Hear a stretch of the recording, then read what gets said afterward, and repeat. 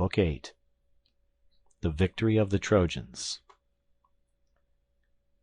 Now when morning, clad in her robe of saffron, had begun to suffuse light over the earth, Jove called the gods in council on the topmost crest of serrated Olympus. Then he spoke, and all the other gods gave ear. "Hear me," said he, "gods and goddesses, that I may speak even as I am minded. Let none of you, neither goddess nor god, try to cross me, but obey me every one of you, that I may bring this matter to an end. If I see any one acting a part, and helping either Trojans or Danaans, he shall be beaten inordinately ere he come back again to Olympus.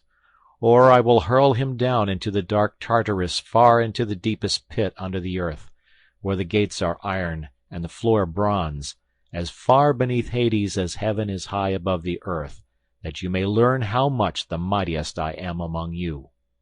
Try me and find out for yourselves. Hangs me a golden chain from heaven, and lay hold of it, all of you, gods and goddesses together, tug as you will not drag Jove the supreme counsellor from heaven to earth. But were I to pull at it myself, I should draw you up with earth and sea into the bargain. Then would I bind the chain about some pinnacle of Olympus, and leave you all dangling in the mid-firmament. So far am I above all others, either of gods or men." They were frightened, and all of them held their peace, for he had spoken masterfully. But at last Minerva answered, "Father, son of Saturn, king of kings, we all know that your might is not to be gainsaid, but we are also sorry for the Danaan warriors, who are perishing and coming to a bad end. We will, however, since you so bid us, refrain from actual fighting, but we will make serviceable suggestions to the Argives that they may not all of them perish in your displeasure." Jove smiled at her and answered, "Take heart, my child, Trito-born. I am not really in earnest, and I wish to be kind to you." With this he yoked his fleet horses, with hoofs of bronze and manes of glittering gold. He girded himself also with gold about the body, seized his gold whip, and took his seat in his chariot. Thereon he lashed his horses, and they flew forward, nothing loth, midway twixt earth and starry heaven. After a while he reached many-fountained Ida, mother of wild beasts, and Gargarus, where are his grove and fragrant altar. There the father of gods and men stayed his horses, took them from the chariot, and hid them in a thick cloud. Then he took his seat all glorious upon the topmost crests, looking down upon the city of Troy and the ships of the Achaeans. The Achaeans took their morning meal hastily at the ships, and afterwards put on their armor. The Trojans, on the other hand, likewise armed themselves throughout the city, fewer in numbers, but nevertheless eager perforce to do battle for their wives and children. All the gates were flung wide open, and horse and foot sallied forth with a tramp as of a great multitude. When they were got together in one place, shield clashed with shield, and spear with spear, in the conflict of mail-clad men. Mighty was the din as the bossed shields pressed hard on one another. Death, cry and shout of triumph of slain and slayers, and the earth ran red with blood. Now so long as the day waxed, and it was still morning, their weapons beat against one another, and the people fell. But when the sun had reached mid-heaven, the sire of all balanced his golden scales, and put two fates of death within them, one for the Trojans, and the other for the Achaeans. He took the balance by the middle, and when he lifted it up, the day of the Achaeans sank. The death-fraught scale of the Achaeans settled down upon the ground, while that of the Trojans rose heavenwards. Then he thundered aloud from Ida, and sent the glare of his lightning upon the Achaeans. When they saw this, pale fear fell upon them, and they were sore afraid. Idomeneus dared not stay, nor yet Agamemnon, nor did the two Ajaxes, servants of Mars, hold their ground. Nestor, knight of Gerene, alone stood firm, bulwark of the Achaeans. Not of his own will, but one of his horses was disabled. Alexandrus, husband of lovely Helen, had hit it with an arrow just on the top of its head where the mane begins to grow away from the skull, a very deadly place. The horse bounded in his anguish as the arrow pierced his brain, and his struggles threw others into confusion. The old man immediately began cutting the traces with his sword, but Hector's fleet horses bore down upon him through the rout with their bold charioteer, even Hector himself, and the old man would have perished there and then had not Diomed been quick to mark, and with a loud cry called Ulysses to help him. "Ulysses," he cried, "noble son of Laertes, where are you flying to, with your back turned like a coward? See that you are not struck with a spear between the shoulders. Stay here and help me to defend Nestor from this man's furious onset." Ulysses would not give ear, but sped onward to the ships of the Achaeans, and the son of Tidious, flinging himself alone into the thick of the fight, took his stand before the horses of the son of Neleus. "Sir," said he, "these young warriors are pressing you hard. Your force is spent, and age is heavy upon you. Your squire is naught, and your horses are slow to move.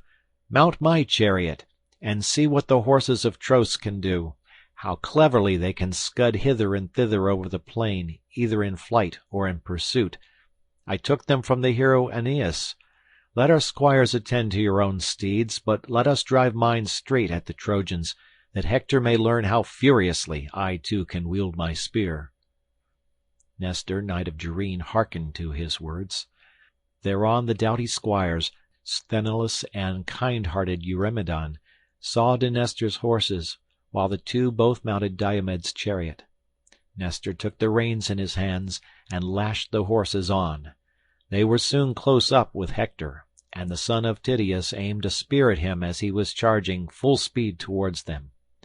He missed him, but struck his charioteer and squire Eniopeus, son of noble Thebais, in the breast by the nipple, while the reins were in his hands, so that he died there and then, and the horses swerved as he fell headlong from the chariot. Hector was greatly grieved at the loss of his charioteer, but let him lie for all his sorrow, while he went in quest of another driver. Nor did his steeds have to go long without one, for he presently found brave Archeptolemus, the son of Iphitus, and made him get up behind the horses, giving the reins into his hand. All had then been lost, and no help for it, for they would have been penned up in Ilius like sheep, had not the sire of gods and men been quick to mark, and hurled a fiery flaming thunderbolt, which fell just in front of Diomed's horses, with a flare of burning brimstone. The horses were frightened, and tried to back beneath the car, while the reins dropped from Nestor's hands. Then he was afraid, and said to Diomed, "Son of Tidious, turn your horses in flight. See you not that the hand of Jove is against you? Today he vouchsafes victory to Hector. Tomorrow, if it so please him, he will again grant it to ourselves. No man, however brave, may thwart the purpose of Jove, for he is far stronger than any." Diomed answered, "All that you have said is true.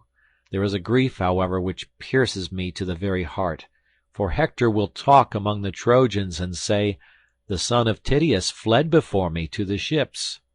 This is the vaunt he will make, and may earth then swallow me." "Son of Tidious," replied Nestor, "what mean you? Though Hector say that you are a coward, the Trojans and Dardanians will not believe him, nor yet the wives of the mighty warriors whom you have laid low." So saying, he turned the horses back through the thick of the battle, and with a cry that rent the air, the Trojans and Hector rained their darts after them. Hector shouted to him and said, "Son of Tidious, the Danaans have done you honor hitherto as regards your place at table, the meals they give you, and the filling of your cup with wine.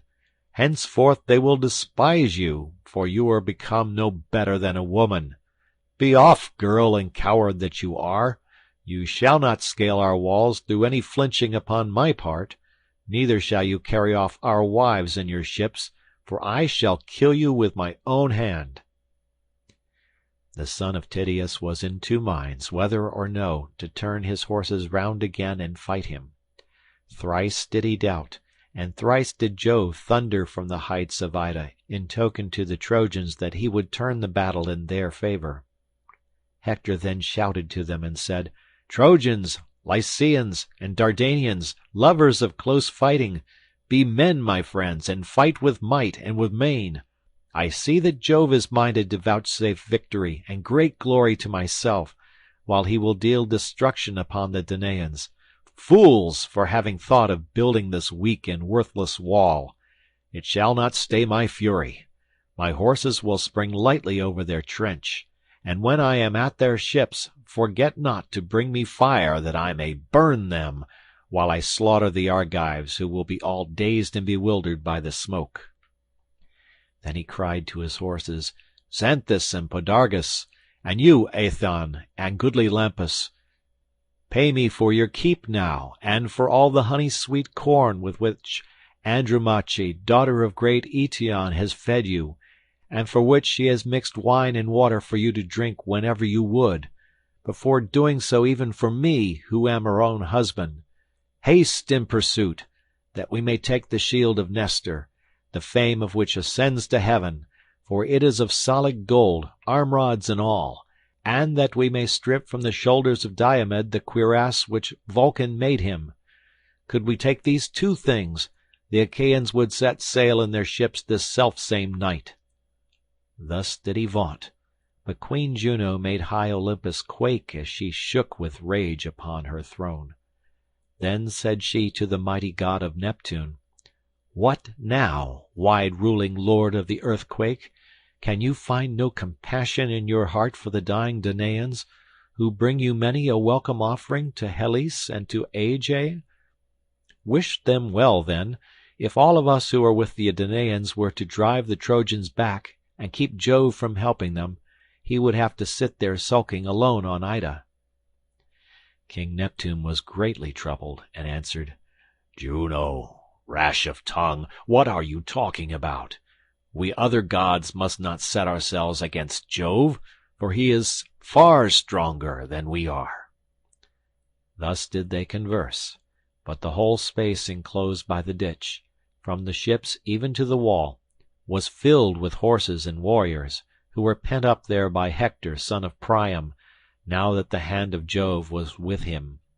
He could even have set fire to the ships and burned them, had not Queen Juno put it into the mind of Agamemnon to bestir himself and to encourage the Achaeans.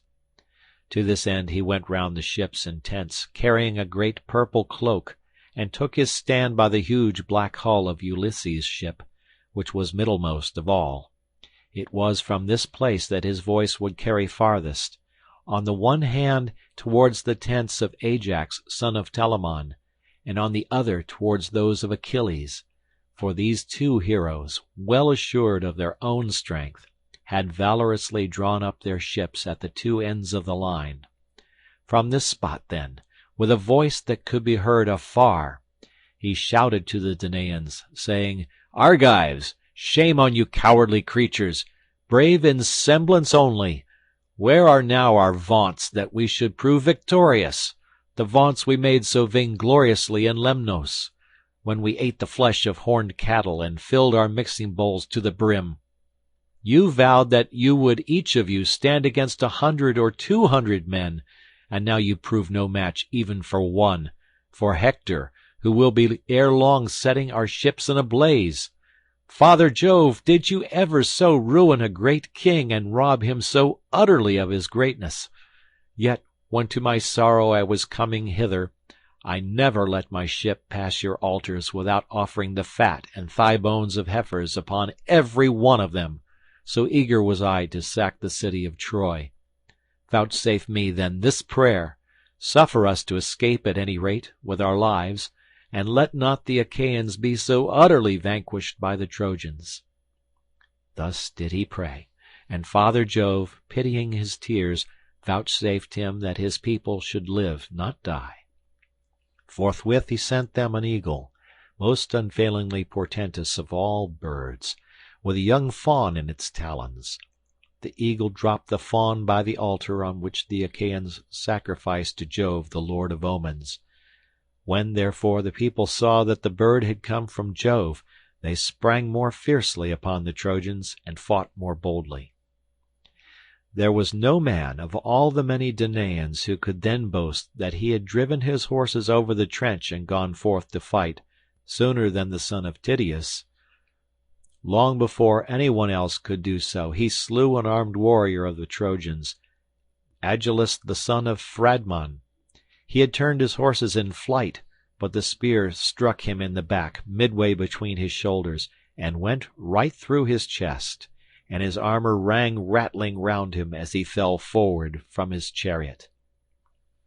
After him came Agamemnon and Menelaus, sons of Atreus, the two Ajaxes clothed in valor as with a garment, Idomeneus and his companion in arms Meriones, peer of murderous Mars, and Eurypylus the brave son of Euaemon.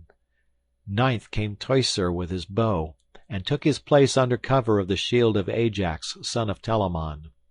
When Ajax lifted his shield, Teucer would peer round, and when he had hit any one in the throng, the man would fall dead. Then Teucer would hie back to Ajax as a child to its mother, and again duck down under his shield. Which of the Trojans did brave Teucer first kill? Orsilochus, and then Ormenus, and Ophelestes, Daetor, Chromius, and godlike Lycomphates, Amopaon son of Polyaemon, and Melanippus.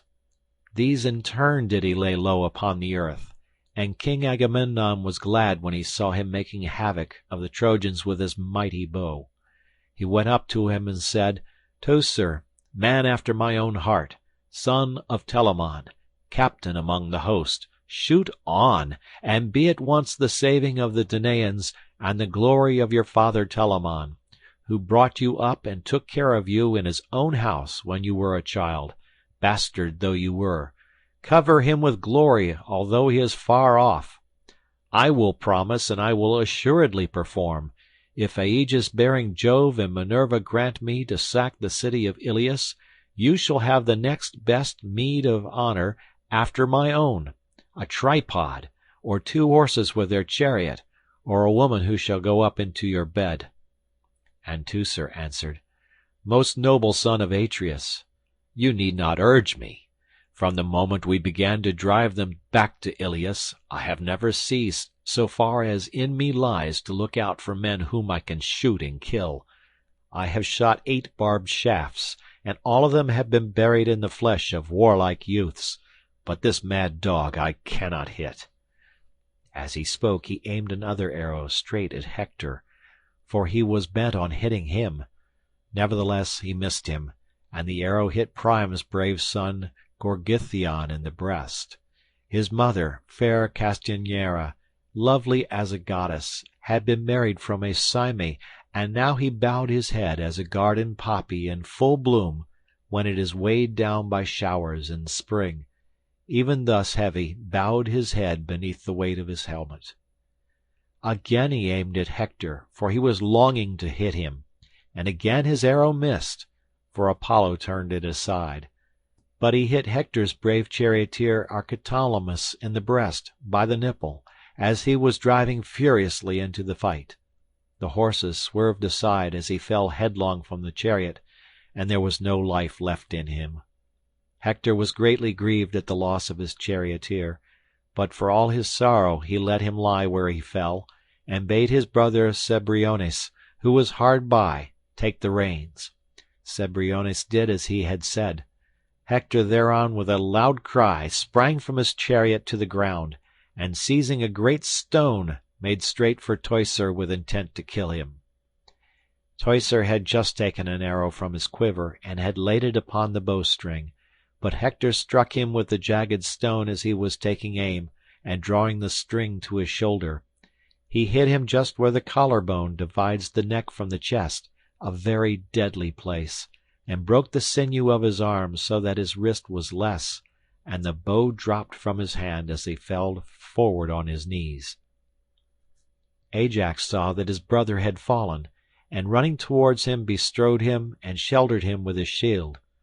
Meanwhile his 2 trusty squires, Mecisteus son of Echius, and Alastor, came up and bore him to the ships, groaning in his great pain. Jove now again put heart into the Trojans, and they drove the Achaeans to their deep trench with Hector in all his glory at their head. As a hound grips a wild boar or lion in flank or buttock when he gives him chase, and watches warily for his wheeling, even so did Hector follow close upon the Achaeans, ever killing the hindmost as they rushed panic-stricken onwards. When they had fled through the set stakes and trench, and many Achaeans had been laid low at the hands of the Trojans, they halted at their ships, calling upon one another and praying every man instantly as they lifted up their hands to the gods. But Hector wheeled his horses this way and that, his eyes glaring like those of Gorgo or murderous Mars. Juno, when she saw them, had pity upon them, and at once said to Minerva, "Alas, child of Aegis-bearing Jove, shall you and I take no more thought for the dying Danaans, though it be the last time we ever do so? See how they perish and come to a bad end before the onset of but a single man.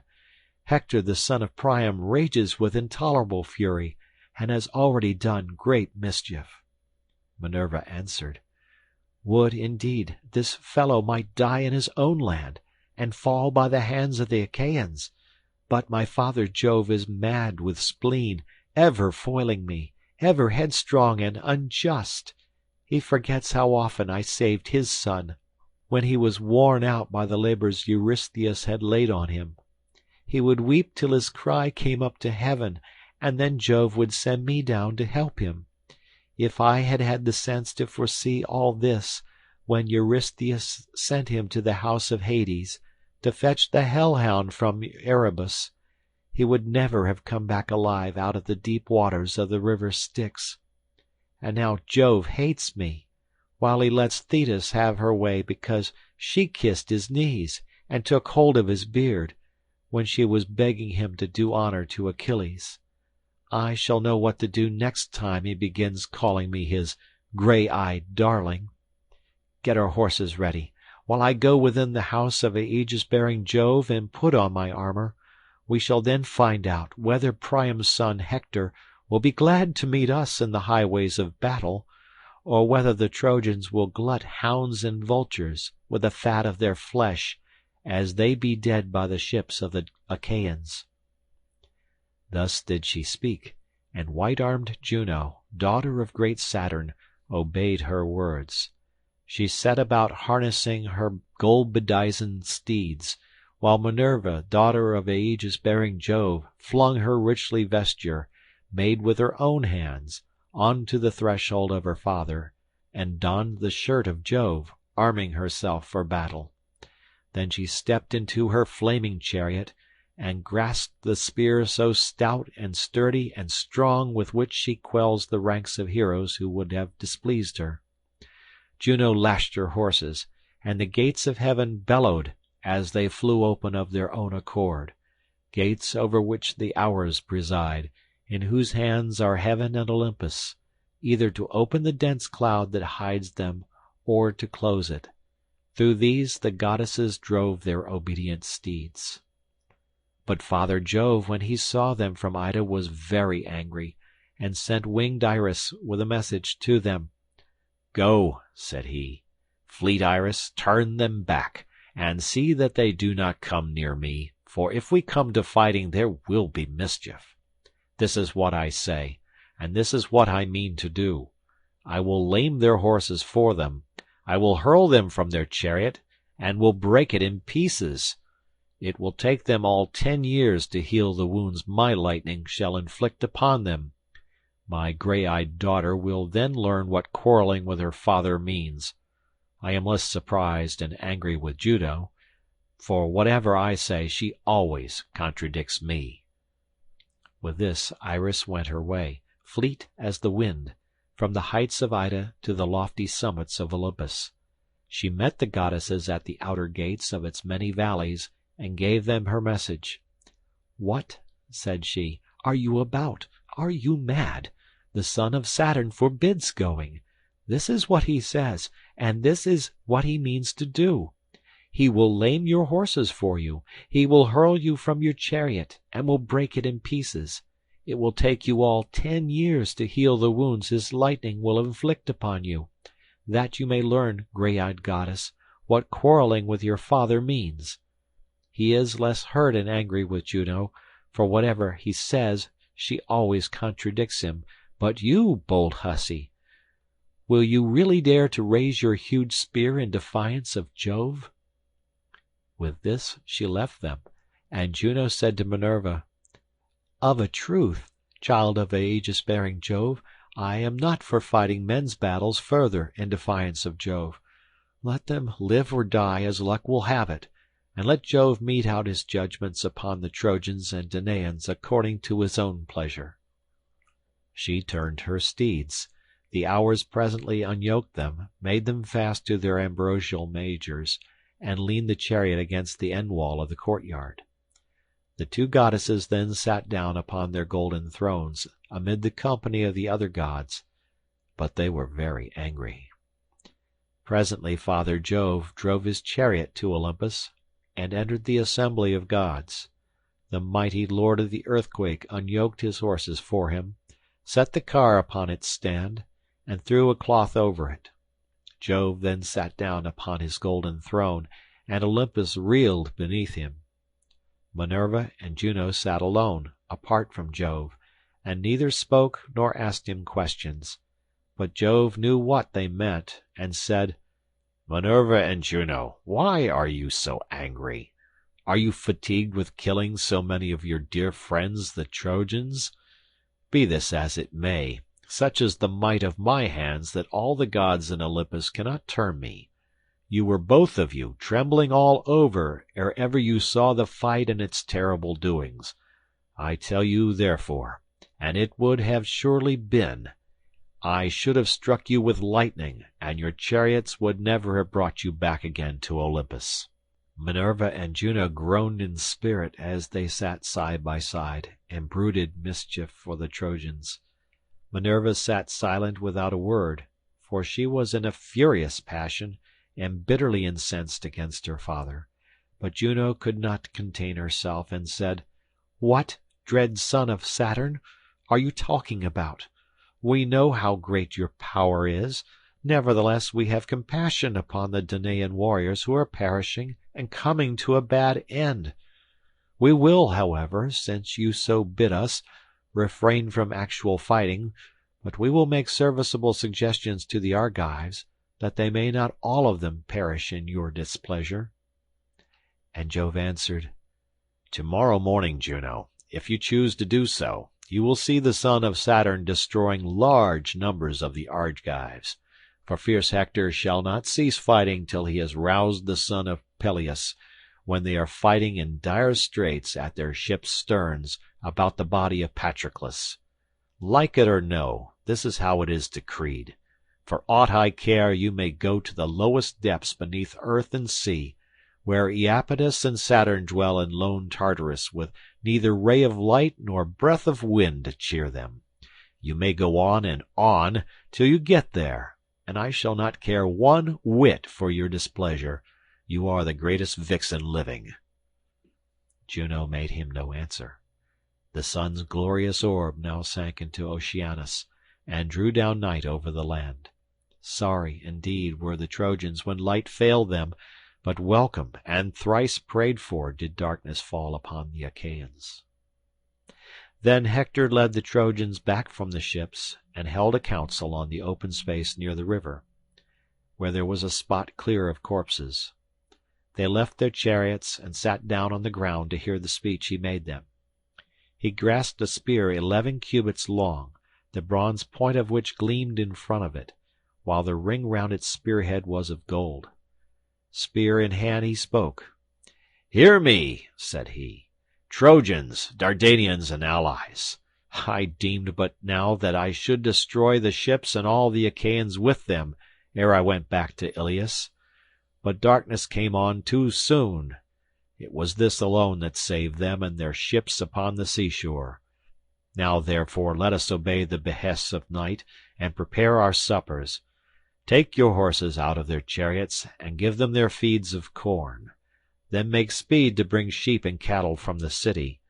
Bring wine also, and corn for your horses, and gather much wood, that from dark till dawn we may burn watchfires whose flare may reach to heaven.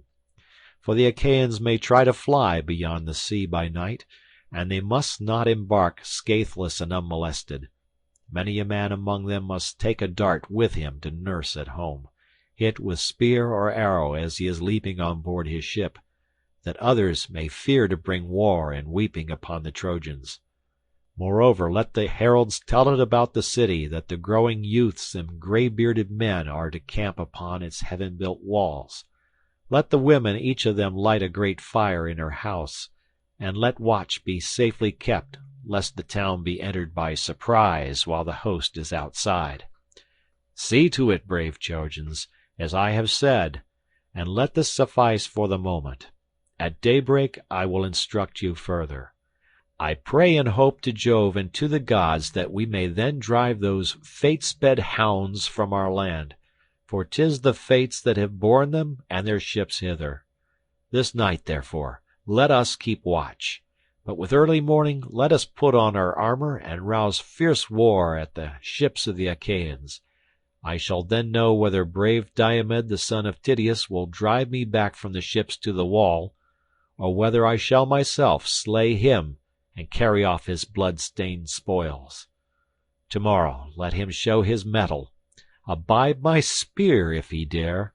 I ween that at break of day he shall be among the first to fall, and many another of his comrades round him.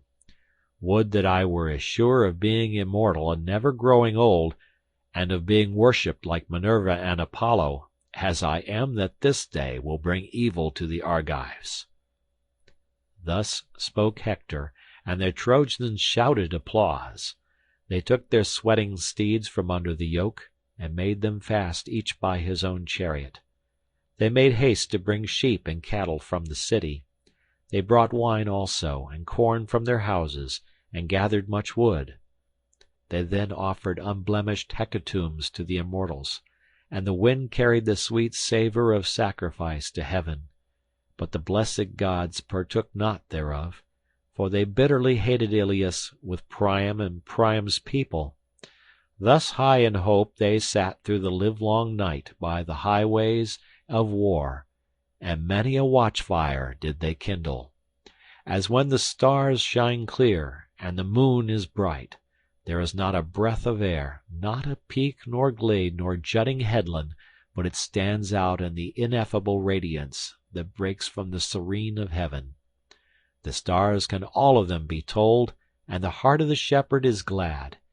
Even thus shone the watchfires of the Trojans before Iliad, midway between the ships and the river Xanthus. 1,000 campfires gleamed upon the plain, and in the glow of each there sat 50 men, while the horses, champing oats and corn beside their chariots, waited till dawn should come. End of Book 8.